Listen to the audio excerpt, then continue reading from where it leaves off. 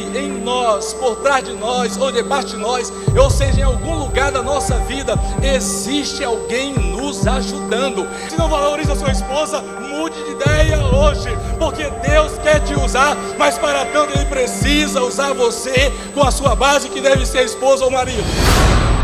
Além da Trindade, além da criação, nós percebemos na criação do próprio homem, Deus ele mostrando que Ele ama a diversidade. Homens e mulheres são iguais diante de Deus. Antes do dilúvio, irmãos, quando Deus Ele prepara o momento das pessoas entrarem na arca, se Deus não amasse a diversidade, Ele teria entrado, quem sabe, uma só pessoa. Mas a Bíblia diz que entraram 8 pessoas, pluralidade. O Espírito de Deus me faz entender que esta é a noite de Deus te levantar no ministério e você ser honrado naquilo que Ele vem te chamar.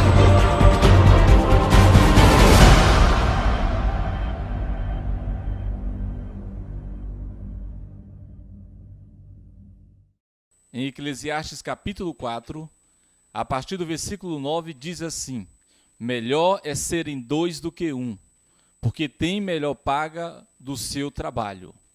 Porque se um cair, o outro levanta o seu companheiro. Mas ai do que estiver só, pois caindo não haverá outro que o levante. Também, se 2 dormirem juntos, eles se aquentarão, mas um só, como se aquentará? E se alguém prevalecer contra um, os 2 lhe resistirão. E o cordão de 3 dobras não se quebra tão depressa. Façamos o homem conforme a nossa imagem, que significa imagem moral. Se ele é santo, nós podemos ser santo. Conforme a nossa imagem e semelhança. Se ele é justo, podemos também praticar a justiça. Se ele é benigno, também podemos praticar o bem. Além da Trindade, além da criação, nós percebemos na criação do próprio homem, Deus ele mostrando que Ele ama a diversidade. Ele cria o homem, e a gente que não pode se confundir com o Gênesis, porque não há cronologia. Às vezes de um capítulo para o outro passa dezenas ou centenas de anos. Ele diz o seguinte, lá no capítulo, a partir do capítulo 2, ele diz o seguinte: olha, não é bom que o homem esteja só. Irmãos, nós é que buscamos humanamente e equivocadamente a solidão.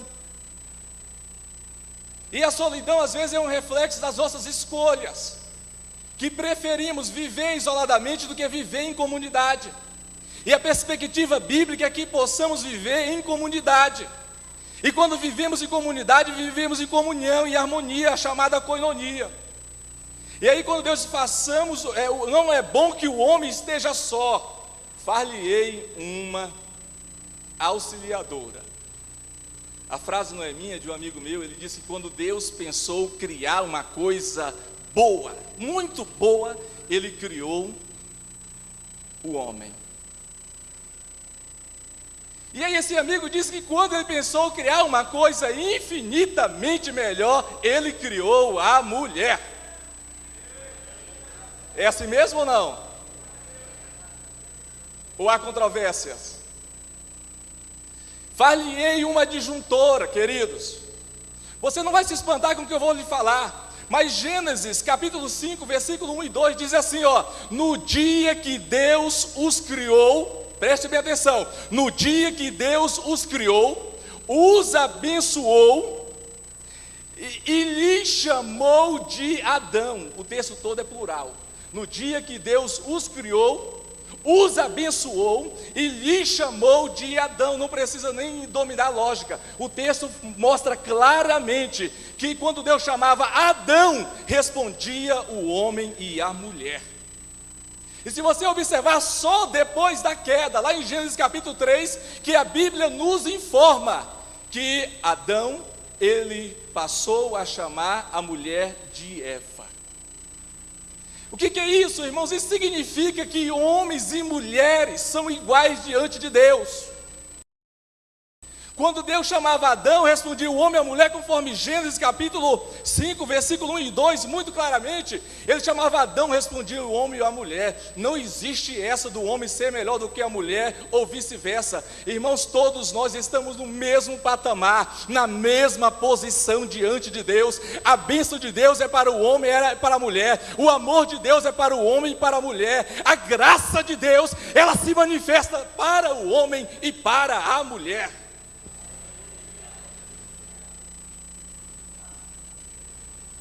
Agora há exemplos de diversidade que causa confusão. Babel, a construção babélica. O grande dominador da mente dos homens no passado, chamado Nimrod, que edifica 10 cidades no mundo bíblico, entre elas Babel, que depois passa a se chamar Mesopotâmia. Ele edifica também a cidade de Nínive. Só que quando ele edificou a cidade, através da diversidade, ele edificou a cidade, edificou a torre, mas fora do desígnio de Deus. Diversidade, irmãos, fora do desígnio de Deus não pode ser chamado a não ser de rebeldia. E aí, quando o Nimrod edificou aquela torre, as pessoas que estavam ali naquela torre, participando daquela construção, elas não queriam se aproximar de Deus, como às vezes nós imaginamos. É bem verdade, eu já até falei aqui uma vez, que o homem primitivo, ele tinha uma percepção que os céus ficavam a 2 quilômetros da terra. Mas não era isso que acontecia. O homem, quando construiu Babel, ele não queria se aproximar de Deus, ele queria emancipar-se, ele queria distanciar de Deus, ele estava buscando a sua autonomia, ele queria viver sem Deus, ele queria, a partir dali, ser ateu, acreditar que não existia divindade para que ele pudesse sobreviver. Então Babel é sinônimo muito mais de confusão e de rebeldia. Antes do dilúvio, irmãos, quando Deus, ele prepara o momento das pessoas entrarem na arca, se Deus não amasse a diversidade, ele teria entrado, quem sabe, uma só pessoa, mas a Bíblia diz que entraram 8 pessoas, pluralidade. Até os animais entraram de 2 em 2, de 2 em 2, Deus sempre amou a diversidade. Quando eu falei da questão do Gênesis, a respeito do homem e da mulher, que para Deus são um só, é porque o homem ele se completa na mulher, a mulher se completa no homem, irmãos. E nós entendemos também, além do dilúvio, Deus na época patriarcal, ele não chama só um patriarca, ele chama Noé, ele faz aliança com Abraão, com Isaac, com Jacó e também com Davi. Deus sempre vai trabalhar na diversidade. Uma outra coisa também, Moisés, quando estava sucumbido à sua liderança, quando a sua liderança estava sendo fragmentada, porque as pessoas passavam desde a manhã muito cedo até o final da tarde em pé, esperando que Moisés lhe atendesse. Não tinha senha, mas eu acredito que eram milhares de pessoas esperando. Jetro vê que o Moisés não está dando conta, humanamente era impossível que ele legislasse, que ele presidisse, administrasse aquelas pessoas. Jetro disse: olha, Moisés, constitui auxiliares para ti, que venham trabalhar com grupos de 1000, com grupos de 100, com grupos de 50, com grupos de 10. Isso é um indicativo bíblico que na obra de Deus há trabalho para todo crente.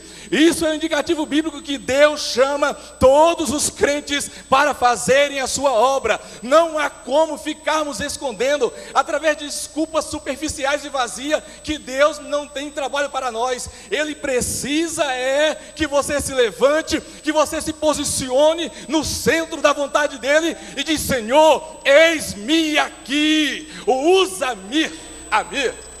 Você precisa se posicionar. Isso é uma coisa sua, irmãos.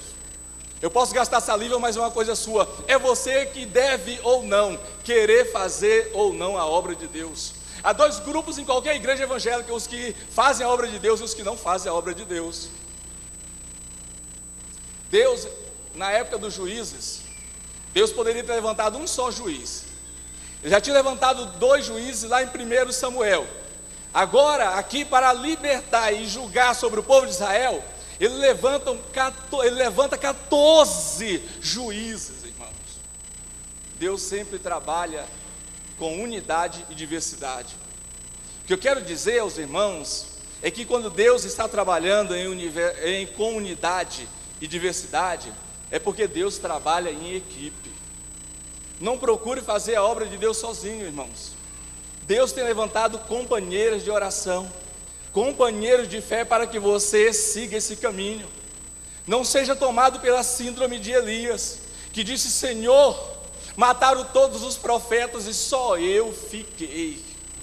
E Deus prova que trabalha com a diversidade e pluralidade, quando Ele diz: olha, Elias, você não está sozinho, só em Israel há 7.000 profetas que estão lá para te ajudar.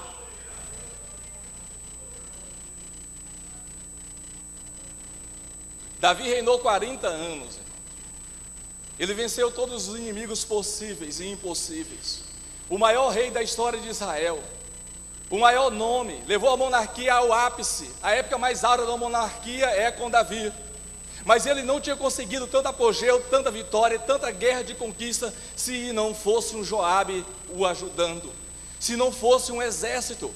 Há um momento lá em Ziclag que os inimigos vêm e roubam todas as mulheres e os filhos de Davi e de seus homens, e aí os homens querem matar, mas de repente ele vai contra os seus inimigos e mais à frente os homens o acompanham.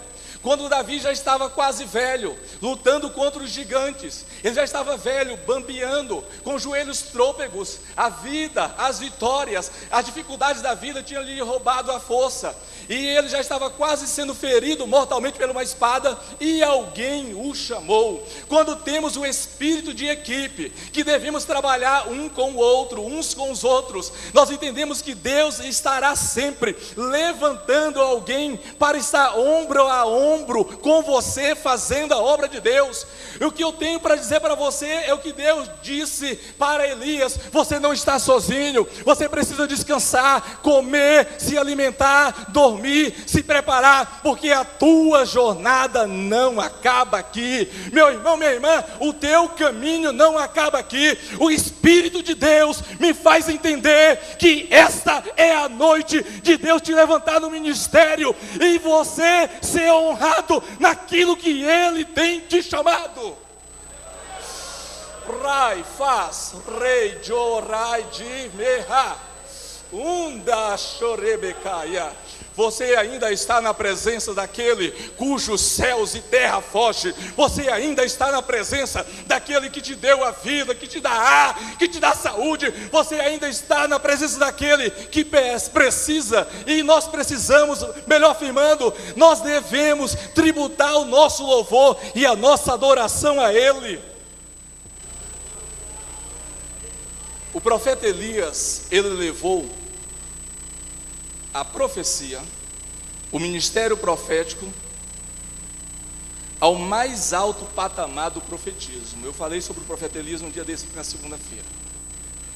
Elias é o cara da profecia no Antigo Testamento, é o homem do fogo, é o homem que odeia aplausos, que odeia elogio, é o homem que trabalha no anonimato.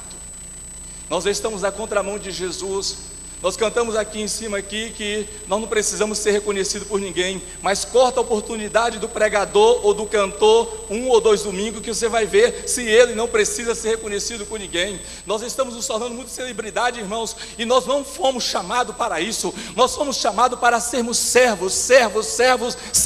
Nós fomos chamados para servir a Jesus.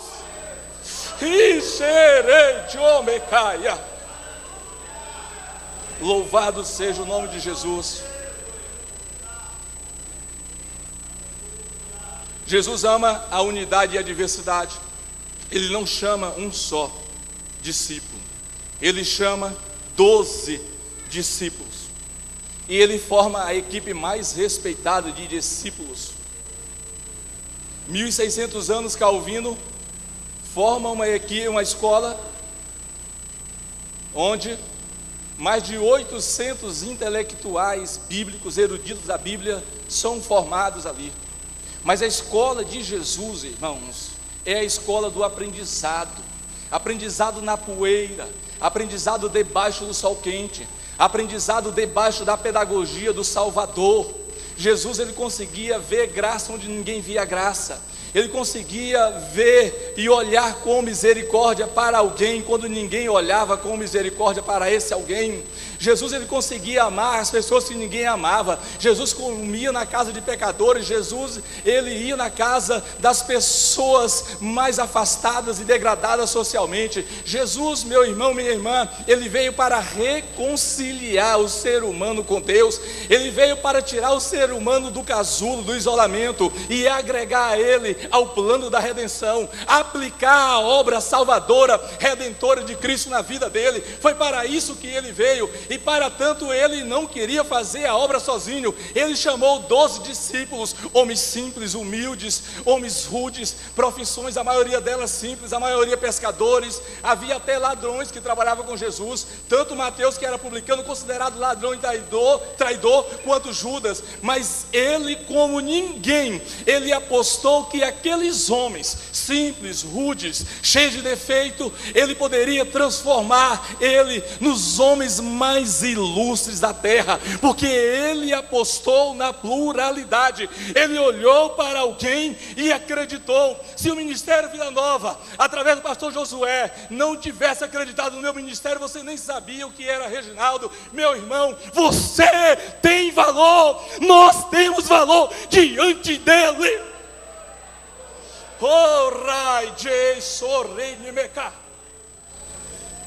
Você, meu irmão, é a coisa mais especial que existe para o Criador. Você não é a obra do acaso, de uma mera coincidência. Houve um plano. Deus te elegeu, te escolheu. Ele te chamou desde antes da fundação do mundo. O Espírito Santo me faz entender que algumas pessoas ainda têm dúvida de Deus, ainda têm dúvida do seu chamado. Deus fala nessa noite que você é especial para Ele. Agora, no trabalhar em equipe tem algumas particularidades. Jesus chama 12 discípulos. Naturalmente, sem nenhuma programação, o grupo de 12 divide, os 12 dividem em grupos de 3. O primeiro grupo, você sempre vai ver encabeçando a lista: Pedro, Tiago, João e André. O segundo grupo você vai ver sempre encabeçando a lista: Filipe, depois Bartolomeu, Tomé e Mateus. O nome de Filipe sempre vem em primeiro. O terceiro grupo consiste em Tiago, Tadeu, Simão, Judas Iscariote. O nome de Tiago sempre vem em primeiro. Sabe o que significa isso, irmãos? Tem unidade e há diversidade no trabalhar de Deus nas nossas vidas. Mas o ofício e o privilégio dos discípulos, eles eram iguais. Ninguém era melhor do que ninguém. Mas a influência e a importância deles variavam de acordo com seus dons e de acordo com as suas personalidades. Quando eu olho para a Bíblia, irmãos, eu consigo observar que Deus usou de uma maneira sobrenatural, principalmente aquele tipo de homens quando é 8 ou é 80. Quando não é 8 é 80. Ou vai ou não vai. Um dos exemplos disso aí é o apóstolo Paulo. O apóstolo Paulo é aquela pessoa compromissada com a obra de Deus. O apóstolo Paulo é aquela pessoa que diz lá para Marcos: ó Marcos, você não serve. Olha, Barnabé, eu não vou andar com você. Apesar dele ter sido treinado e discipulado por Barnabé, não existiria hoje um Paulo, o maior apóstolo da graça, o maior apóstolo aos gentios, se não fosse um Barnabé discipulando. Sabe o que a gente precisa entender com isso, colegas obreiros? É que em nós, por trás de nós, ou debaixo de nós, ou seja, em algum lugar da nossa vida, existe alguém nos ajudando. A gente não chega lá sozinho, a gente não faz nada sozinho. Deus, Ele sempre coloca alguém do seu lado. Se você não valoriza o seu esposo, mude de ideia hoje. Se não valoriza a sua esposa, mude de ideia hoje, porque Deus quer te usar, mas para tanto Ele precisa usar você com a sua base, que deve ser esposa ou marido. Paulo forma uma equipe maravilhosa para encerrar. Mas antes de Paulo, quando o Espírito Santo, eu não posso deixar de falar de Espírito Santo, apesar de ter origem batista reformada, mas ser pentecostal de alma e coração, o Espírito Santo, quando ele manifesta, nós observamos e detectamos também pluralidade. A Bíblia disse que todos estavam reunidos no mesmo lugar. As nossas reuniões, queridos, elas não devem serem lotadas somente aos domingos. Terça-feira, nós precisamos lotar isso aqui, porque nós iremos ouvir uma palavra de Deus. Na quinta-feira precisamos estar aqui, se tivermos também disponibilidade, na escola dominical também. Todos estavam reunidos no mesmo lugar, no mesmo propósito, na mesma fé, no mesmo intuito, na mesma vocação, na mesma chamada, porque acreditaram em Jesus e ali receberam o Espírito Santo. Paulo, ele reúne a maior equipe missionária de todos os tempos. E esse pessoal vai lhes ajudar durante todas as suas 3 viagens, e também na última viagem que culmina a sua morte, na viagem a Roma. A equipe de Paulo tem nomes como Timóteo, Crescente, Tito e Lucas. Mas Paulo, ele passou provações, com esses aqui não. Mas Paulo, ele sofreu com algumas pessoas de sua família. Ele sofreu com Marcos, com Tíquico e com Carpo. Paulo também, ele experimentou a deslealdade de alguns membros de sua equipe. Demas foi desleal com Paulo. Alexandre, o latoeiro, causou muitos males gravíssimos para o ministério apostólico de Paulo. Os crentes medrosos de Roma, que nunca se posicionaram, causaram muitos problemas para Paulo. E a liderança, irmãos, é assim mesmo. Estamos aqui em janeirão e você está na liderança. E se você prestou bem atenção nessa mensagem, você vai lembrar dela durante este ano, exercendo o cargo de líder. Paulo, ele diz o seguinte: eu sofri 5 quarentenas menos uma. Eu sofri vários naufrágios, açoites, prisões. Paulo diz também: eu sofri acusação dos falsos irmãos. E isso dói. E isso deixa a gente para baixo. E isso deixa a gente contristado. Nós somos humanos, irmãos. Nós não somos super crentes. Nós choramos. Nós sentimos. Então, antes de agredir alguém com palavras, vamos pensar. É um ser humano que tem a mesma estrutura que você tem. Tem toda uma composição psicológica, emocional, intelectual e também espiritual. E às vezes nós matamos espiritualmente, mortalmente uma pessoa com as nossas palavras. E aí, encerrando o nosso texto, Paulo, ele não desiste diante de obreiros que foram desleais com ele, diante de obreiros que não compreenderam o chamado e o ministério de Paulo. Mas Paulo, tem um momento que ele diz: olha, eu fui abandonado pelos meus amigos, eu fui odiado pelos meus inimigos. Eu imagino que Paulo poderia ter tido vontade de se render em desespero. Em vez disso, Paulo escreve a Timóteo na segunda carta o seguinte: mas o Senhor me assistiu e me revestiu de forças, para que por meu intermédio a pregação fosse plenamente cumprida e todos os gentios a ouvissem, e fui libertado da boca do leão. O Senhor me livrará também de toda obra maligna e me levará salvo para o seu reino celestial. A Ele glória pelos séculos dos séculos. Amém. Você tem certeza que você não caiu de paraquedas no ministério, né? Você tem convicção que você está aí no ministério não é porque você é bonitinho não, né? Não é porque você tem os olhos azuis, não é porque você é alto, louro, moreno. Você está no ministério, meu irmão, porque Deus viu uma coisa em você que ninguém viu. Você está no ministério porque Deus viu a disposição do seu coração. Nós temos muita gente na igreja cheia de talentos, muita gente cheia de talentos, talentosas, mas nós temos poucas pessoas com disposição para fazer a obra de Deus. E Deus, ele não aceita parasitas. Deus não aceita pessoas inertes na sua obra. ou vai ou não vai, ou é ou não é, ou faz ou não faz. Chega de perder tempo aqui vestindo paletó de obreiro, chega a perder tempo levando o nome de crente. É preciso levarmos aquilo que Deus nos entregou a sério. Minha irmã, se você acredita que essa palavra dura, amarga como fel, se ela é para você, se Deus nessa noite está falando aqui, eu tenho convicção que você não está se segurando, você está sendo impelida pelo Espírito de Deus. Deus está trazendo convicção na sua vida.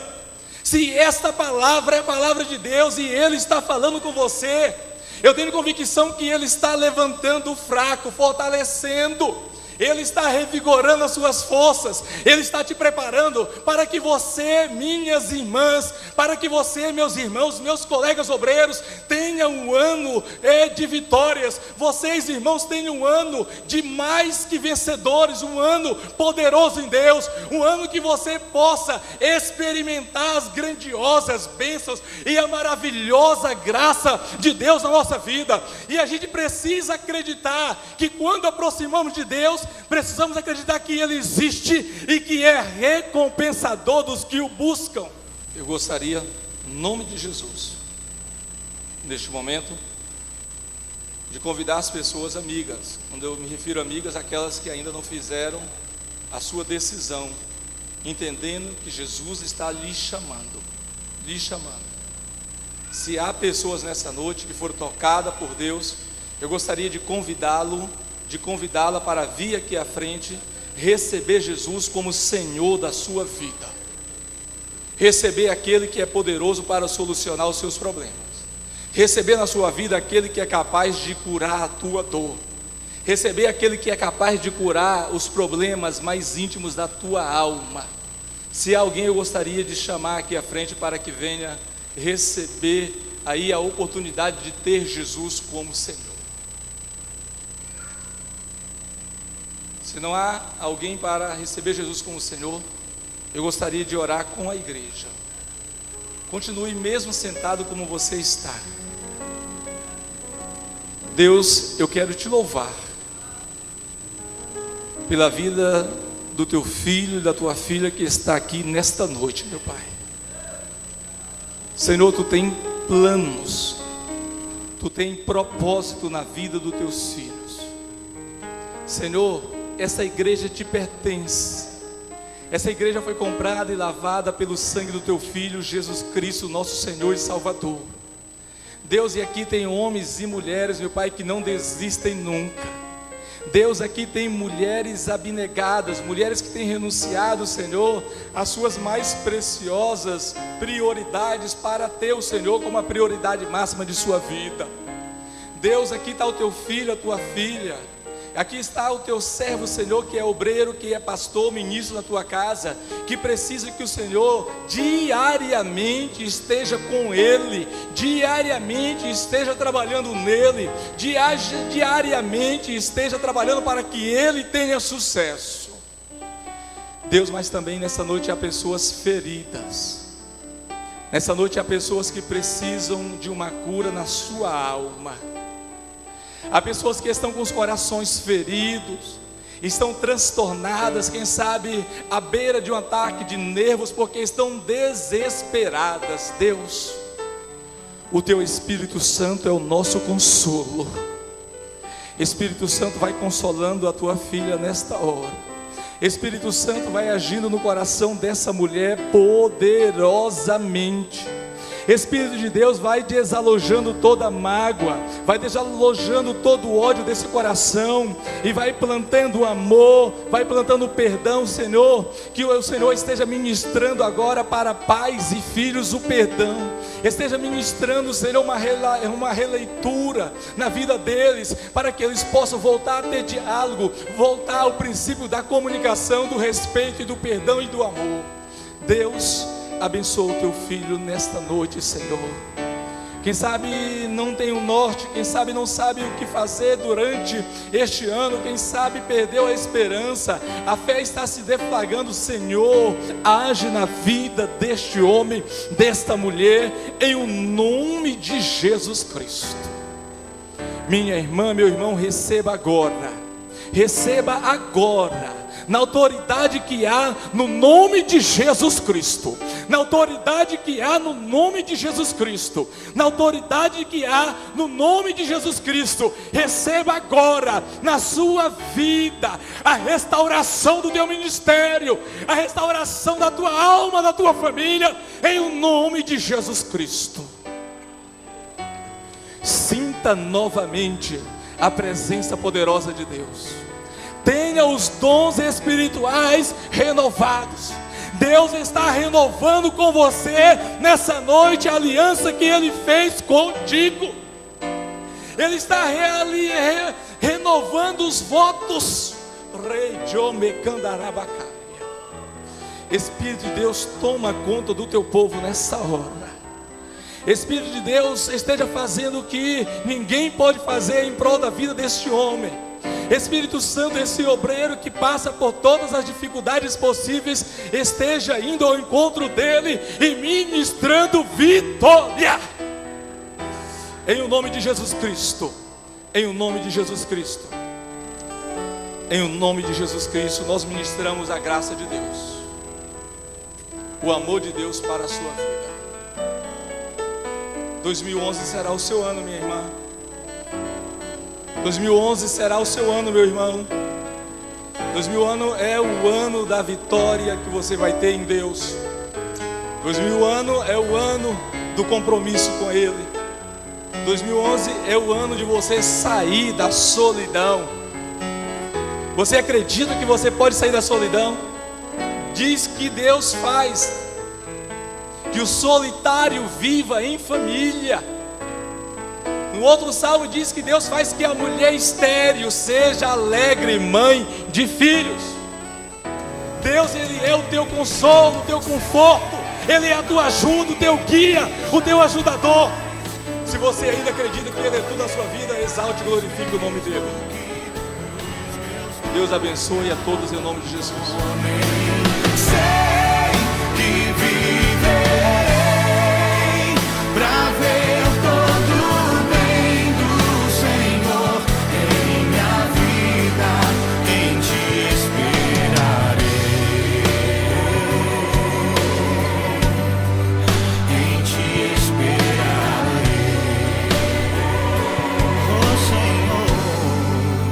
Uma coisa peço a Ti, uma coisa peço a Ti, e eu a buscarei.